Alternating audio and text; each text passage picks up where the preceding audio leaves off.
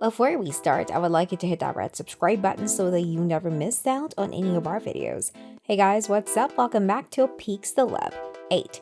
How much did The Nines make at the box office? Starring Melissa McCarthy and Ryan Reynolds, The Nines is made up of 3 different storylines. The biggest reason to see The Nines is Melissa McCarthy, who plays Ryan Reynolds' feisty PR assistant in the first spotlight and his anxious wife in the third, stealing 2 of the 3 storylines. Despite its odd execution flaws, the movie is nonetheless worth seeing because of its unique concept. Still a pity that the movie doesn't fully live up to its potential. This movie brought it $130,880. 7. How much did Melissa McCarthy Pumpkin make at the box office? Humans tend to exaggerate, but aren't these characters just playing out their typical roles and being made to look foolish as a result? The darkly humorous writing gives each character, from the mother of the namesake Pumpkin to the emasculated jock boyfriend, an uncompromising self-awareness. The film preserves its cloak of satire throughout and makes fantastic social commentary on sorority culture and social inequality in academic and affluent settings, while simultaneously encouraging reform with oppressive systems.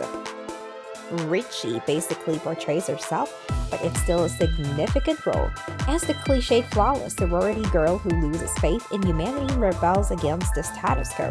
She was incredibly engaging. Pumpkin landed $308,552 in the box office. Number 6. Superintelligence is the 4th Melissa McCarthy and Ben Falcone disaster. When a powerful superintelligence decides to look into Carol Melissa McCarthy, the most common individual on Earth, it puts the fate of the world in danger. McCarthy and Cannavale have an amazing chemistry, which is evident whenever they are on screen, and it is by far the best aspect of the film. That is regrettably all there is to it. This is just another dull, boring comedy, and regrettably not Melissa McCarthy's best moment. It did, however, manage to bring in $4.2 million. Number 5.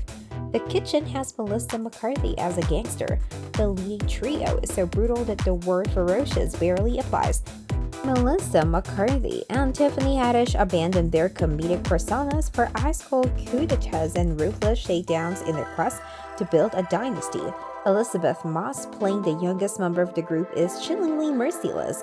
It lacks the content to match due to the jagged editing and abrupt time changes to prevent the characters from exhaling or subplots from fully developing. The Kitchen is wonderfully shot, decently performed, and is definitely worth a watch despite the fact that it often feels rushed. This Scorsese-inspired script brought in $16 million.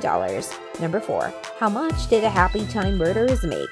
This movie had a great trailer, and that is most likely why it brought in $27.5 million. The Happy Time Murders shows us that puppets can be used in place of animation, giving you the opportunity to provide extremely explicit content in an engaging way. Sadly, this movie sets goals for itself in the first 15 minutes and falls short of achieving every single one of them. There are some funny jokes and inventive moments in this, but they all eventually start to sound the same. Definitely not Muppets you want to share with your children. Number 3. How much did Melissa McCarthy's St. Vincent make? St. Vincent's movie poster could lead you to believe it will be a full-on comedy, but you would be wrong because this one takes a much more somber and heartfelt approach. Naturally, there are some humorous situations because Melissa McCarthy and Bill Murray are involved, but there are also many sincere and moving moments. In St. Vincent, a child in need of a father figure softens the grumpy man's heart, pretty much adhering to all of the stereotypes in this genre. The difference with this movie, though, is that Bill Murray was able to give his character a convincing attitude. St. Vincent is worth watching because it gives you the chance to see one of the best comedy actors in the main role, which is uncommon these days. St. Vincent rolled in $54.8 million. Number 2. How much did Life of the Party make? Another Melissa McCarthy Ben Falcone collaboration that once again falls short of her amazing potential as an incredibly talented comedian.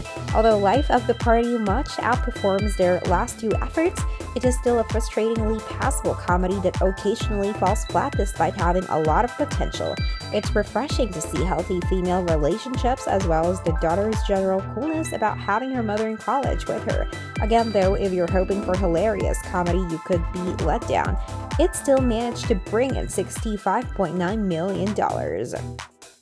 Number 1. How much did Melissa McCarthy's The Boss make?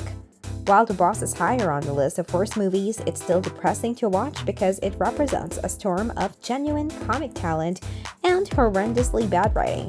In it, Melissa McCarthy, who is underappreciated, is seen trying her hardest to overcome the challenges and make something out of nothing, but she is constrained by her co-workers and the screenplay, stifling any potential ability she may have had. Except for her remarkable effort, there is nothing here. The writing is sloppy, occasionally sincere, occasionally humorous, and the plot is painfully obvious. McCarthy is a genuine person, but Kristen Bell is a cardboard cutout, and her kid has to get a job. It was still able to squeeze out $78.8 million.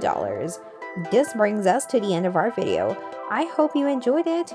Hit like if you did, and don't forget to subscribe to our channel so that you don't miss any of our videos in the future. Also watch the 2 videos that are on your screen because I'm sure you love them. With that, I'll see you in the next video.